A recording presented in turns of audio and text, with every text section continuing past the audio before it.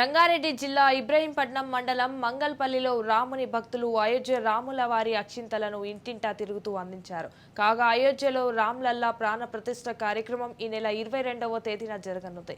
అందుకు సంబంధించి రామ జన్మభూమి ట్రస్ట్ ఇప్పటికే ఏర్పాట్లు పూర్తి చేసింది. దాంతో అయోధ్యపురి ఆధ్యాత్మిక శోభను సంతరించుకుంది. హైదరాబాద్ నుంచి రాములోరికి పాదుకులు, తిరుమల నుంచి లడ్డులు, అత్తారింటి నుంచి కానుకలు అందినున్నాయి.